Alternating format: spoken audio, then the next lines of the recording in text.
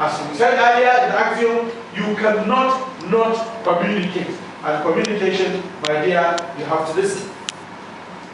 I can't be 2 classes. So it is very important to communicate effectively. And if you are in business, as I said, this organization is a business organization, you have to ensure that you communicate effectively. أقول قولي هذا وأستغفر الله لي ولكم والسلام عليكم ورحمة الله.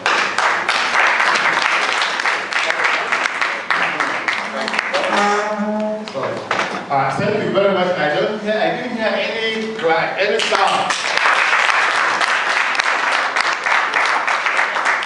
Ladies and gentlemen, are you happy with the lecture?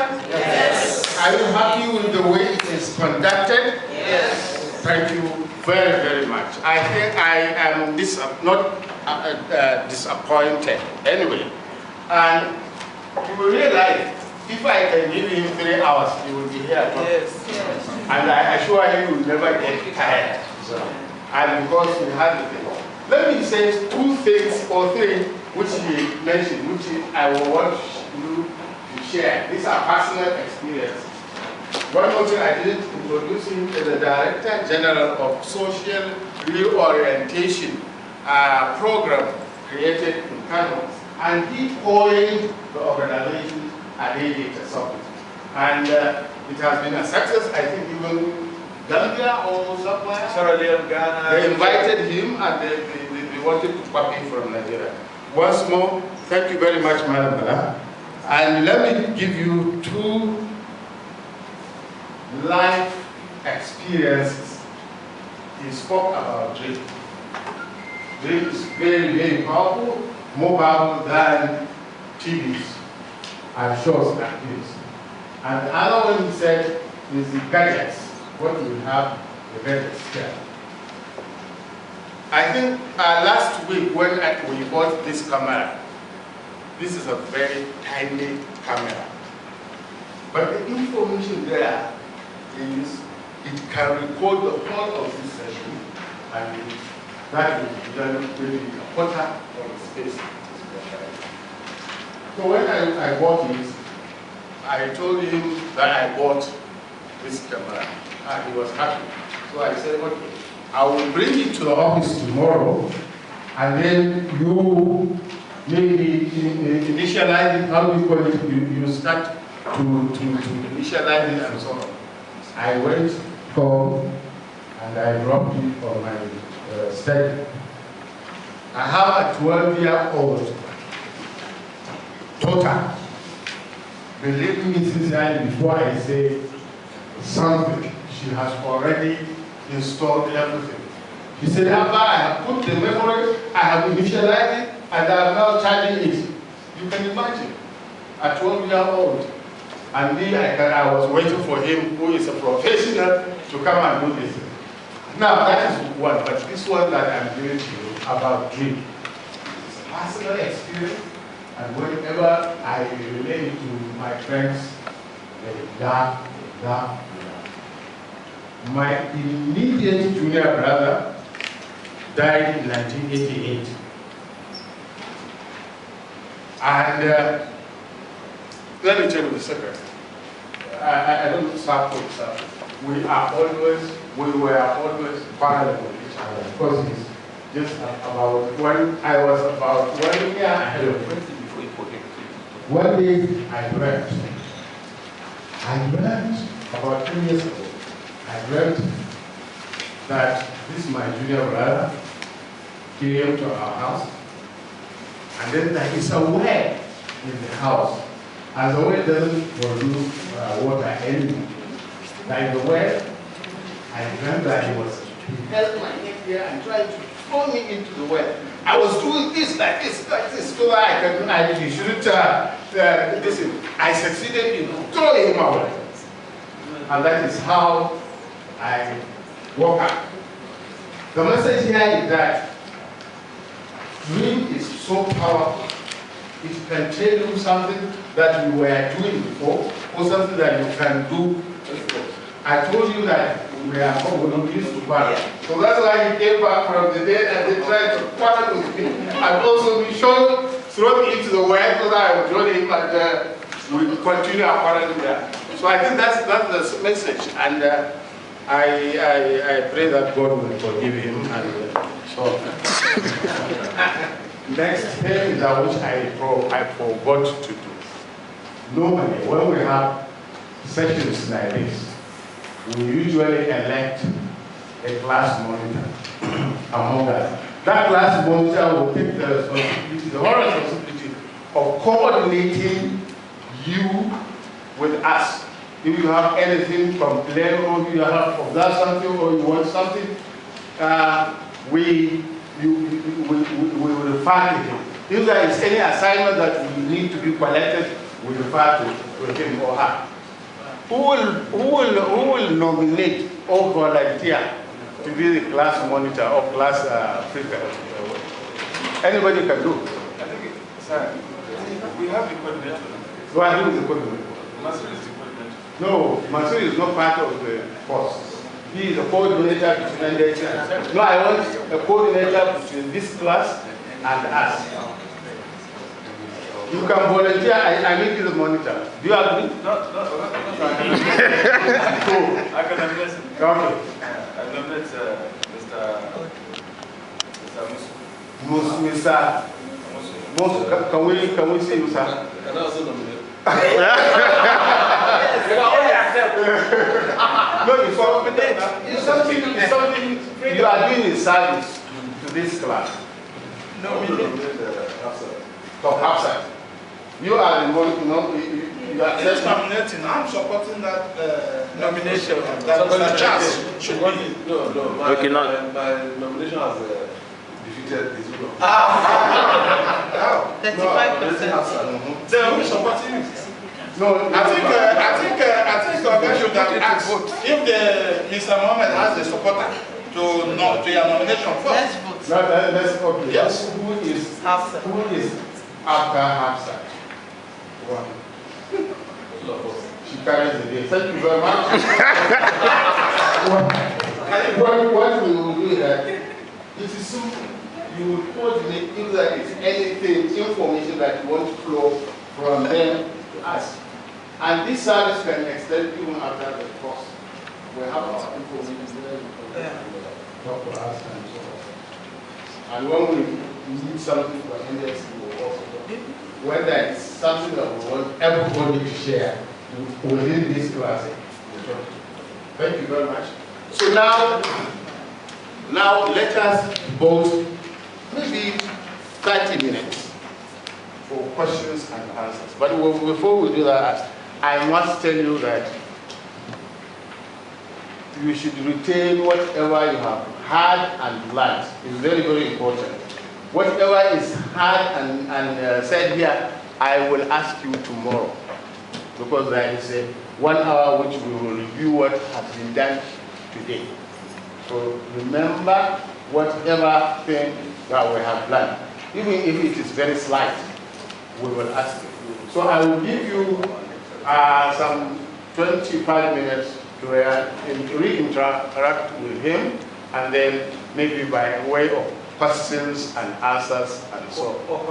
Comments, the way it's done. Thank you very much. Yeah.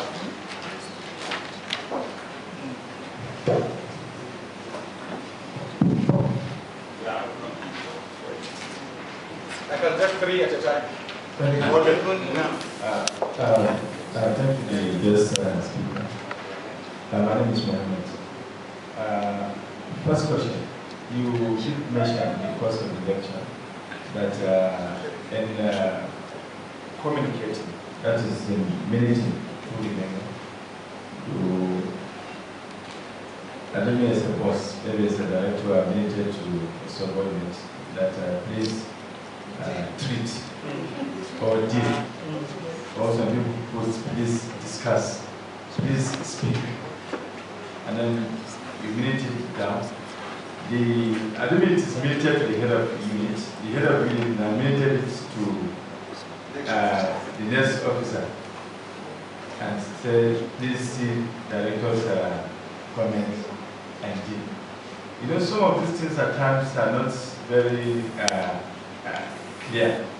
And you are saying that if somebody asks you to deal, instead of you to make an input, I mean, while militating down to the subordinates, instead of you to do that, you only repeated the sentence without communicating anything. But at times, you will be in a difficult situation. Maybe it is an issue that they ask you to just treat or deal, which does not really require a further comment, and you just carry out the instruction as you said. So we still find ourselves in that kind of situation. What are you going to do? Yeah. That is one. And then secondly, from your experience, you've been in the private sector, and then you serve also in the public sector. We want you to share you just share an experience when you're in the public sector. We want you to share more experience with us so that it will help us to, because of our activities. Thank you. Thank you very much. My name is Regina Dimlo from INS Department. So you classified noise or interference as one of the 7 main elements of communication process.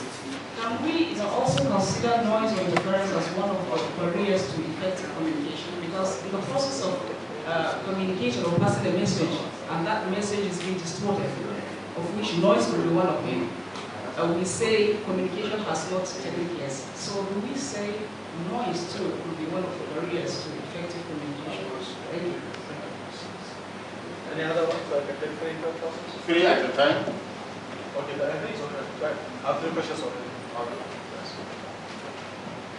So, Class captain, can I sit down? Yes, you can. Aha, you see, you have started. Thank you very much, gentlemen.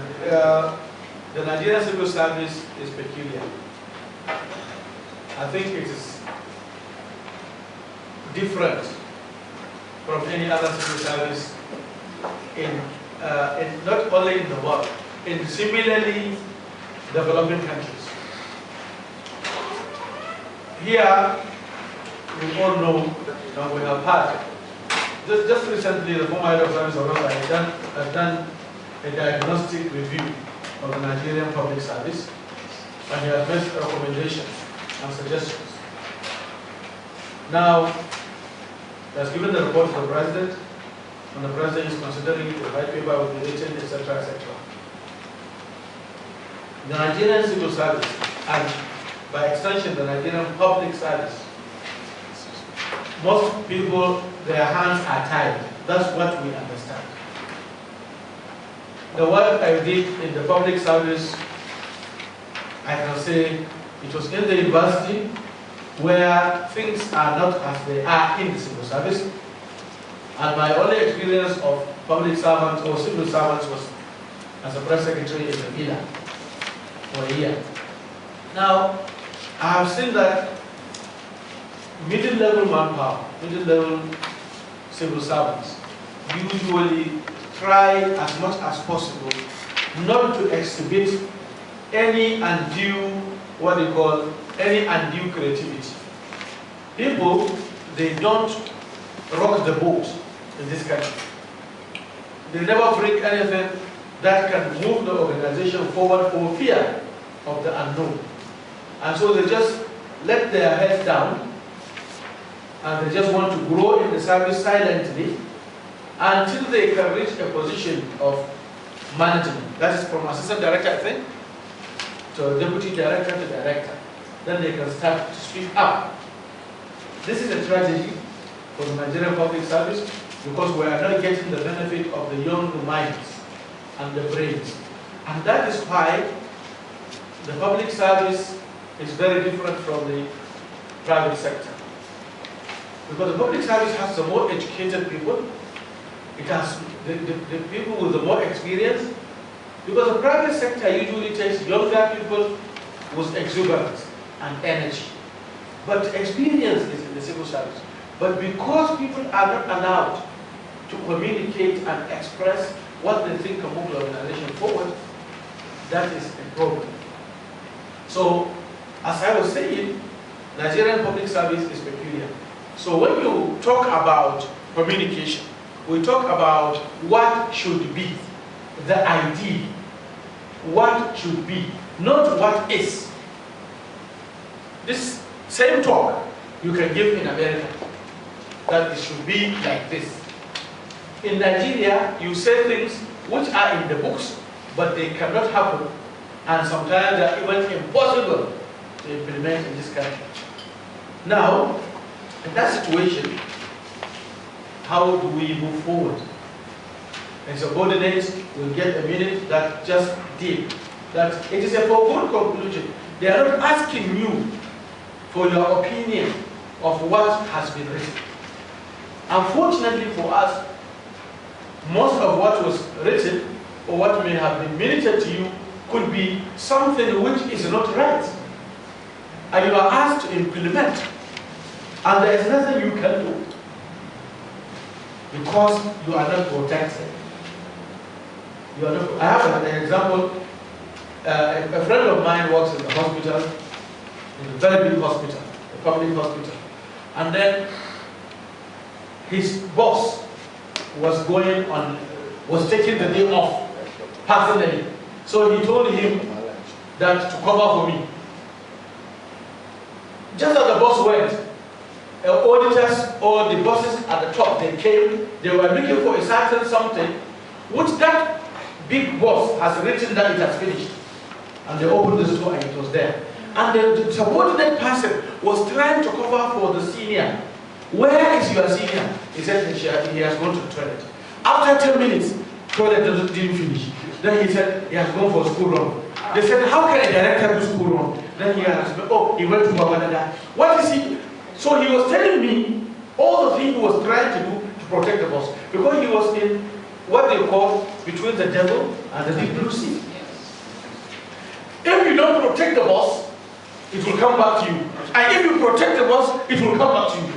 What kind of balai is this? What kind of masifa is this? What kind of calamity is this? You can't survive, you can't escape. So it is a very peculiar service. You are lucky you are in an organization which is modern. A regulatory organization like yours, backed by law, you are protected. It's not like the Ministry of ABC, where any director can do anything. Here, in your own organization, there is some semblance of order and regularity and decorum. But the advice we always give when you interact with people, and people tell you their problems, the advice we always give is survival first. The company doing this program is called Skills First. So you, as a public servant, survival first. Don't over-rock the boat. Because I will not be there if I radically tell you to do things right and to do things the way they should be done. And then you go and do it and you say, Bala Muhammad told me to do it. I will not be there. I can't protect you. The peculiarity of the Nigerian system is left to Nigerians. Nobody can understand our system until we are in that. But there is hope. The way things are, these diagnostic studies we are making and the federal government is trying to do, most likely one day things will happen. Because it can't continue to be like this. It just cannot continue. Just look at this policy event. 1 billion times 128 times in a 24-hour period. And nobody is being shot. Because in China, you steal $1 billion, you are shot. You're shot. You go to there, you are killed. And then you forfeit the asset you stole. Yes. In 2008, the Director General of NAFDA was executed. You know what he did? His fault was he approved 6 drugs which were not well tested. And they were used and children died.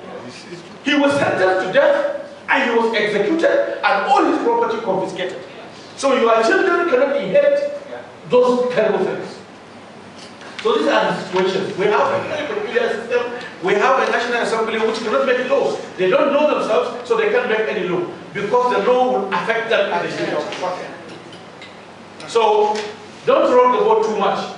Try as much as possible to see how you can collaborate with colleagues, get some strength from friends and colleagues before you do anything radical. Because in this country, radicalism is very expensive. Share public sector experience. When I was employed from London, I came to Nigeria, and interestingly, Sadikia, that was January 10th, 2000. Sadikia sent his driver to pick me from the airport and take me to Kano. The first night, after 5 years abroad, there was no light. The mosquito was at work. Because I didn't plan, I cannot think exactly that I should have a generator before I arrive from England. Or that I should have mobile. That night I did not sleep at all. And it was Salah Eve. If you remember, it was Gobe Salah. And I was very unhappy. Now, when I came, I was introduced to the villa, I was already angry. My emotion is all that bitter. I was already angry from the mosquito bite, from the lack of sleep, And what I saw, in 1 year I spent in the villa, I must admit that I couldn't take it. Now there's one chap who said to me, hey, we fought the election and won it, and some people are coming to enjoy it. He told me to my face. I looked at the boy, and I asked, and he had no private certificate. Huh? No primary school certificate. Not alone the secondary. Yes. I said, go and tell your boss. I came to add value, not to subtract it. After 1 year, I couldn't take it. I left them. Because I saw that these people, politicians generally, they have no mind for Nigeria at all. So my decision, my public sector experience, Mohammed, is that I left the public sector. I went back to university. I can't take it. So if you can do that, if you can't tell them, you know, they said join them, go, I cannot. If you can't beat them, I arrange to, somebody just said a new one. If you can't beat them, arrange for someone to beat them for you. This is the situation in Nigeria. Don't rock the boat. Do what you can, however little it is, and God will recognize your effort. Thank you. The third question, my sister, about barrier. Yes, noise is a barrier. There are many barriers to communication. For instance, language barrier. Nelson Mandela said something very interesting. He said, talk to a man in a language he understands, and you have communicated. But talk to him in his native language, and you have succeeded in communicating. Always try as much as possible to, go around the barriers which will hinder communication. That's why the policy of Nigerian education is not working. The thing is, Malaysia became successful because they studied in Malay. Japanese became successful because they studied in Japanese. I mean, like, you cannot succeed in a borrowed language. Nobody ever does that. You don't. So in school in Malaysia, they start with Malay language, and science and mathematics and everything is taught in Malay, and then English language is taught as a separate language. So if a child will experiment in chemistry and biology, he will do it in his own native language. No country ever developed with a borrowed language. None.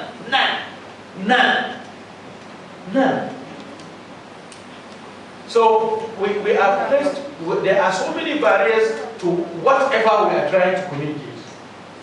But unfortunately for us, we are not even adapting technology. We are not even adapting what people have already done.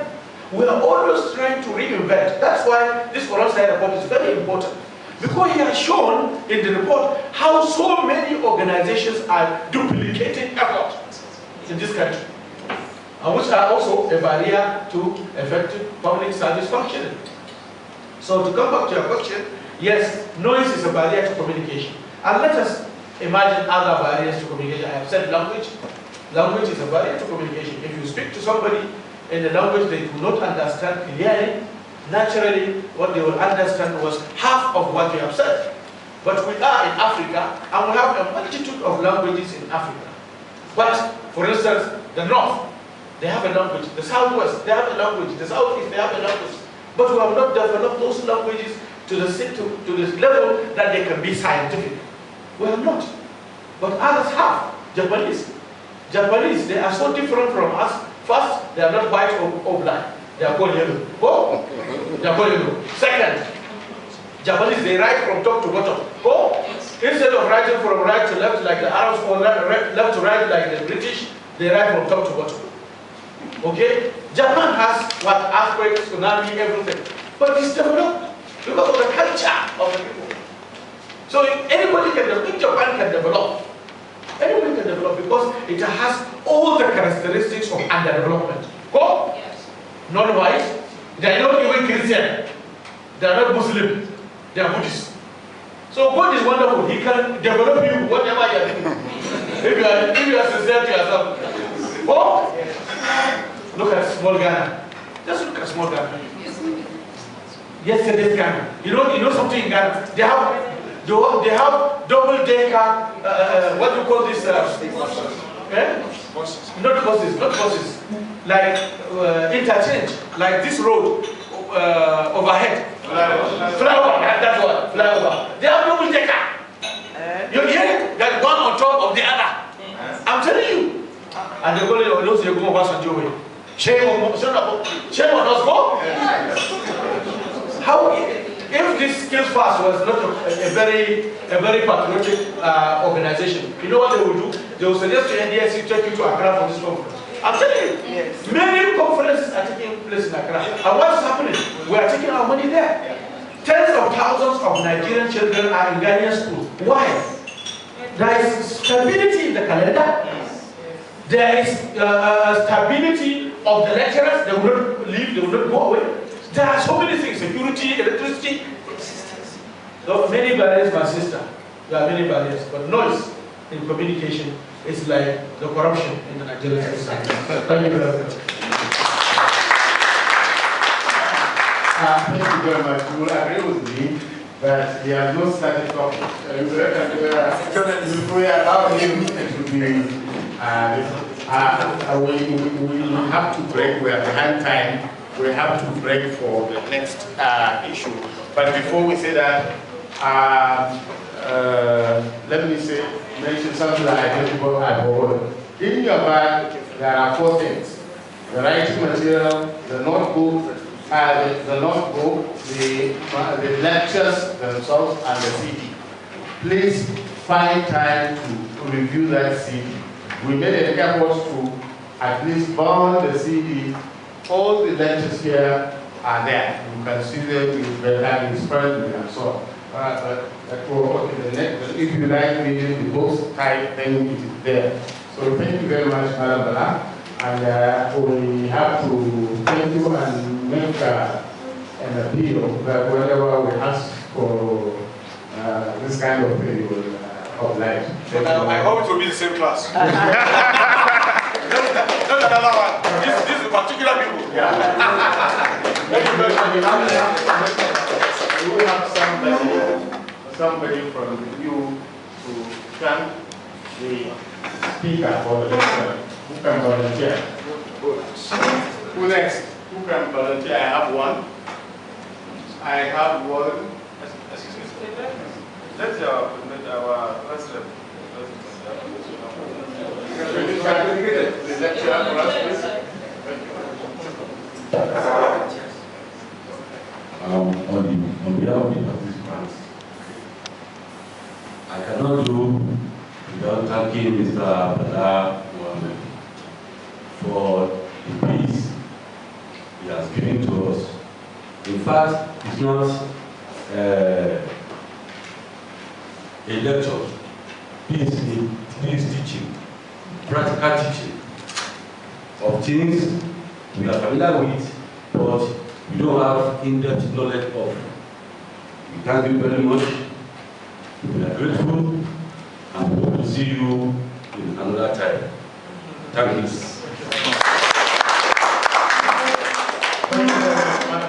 Let me part with this story about him. He studied his master's in Egypt.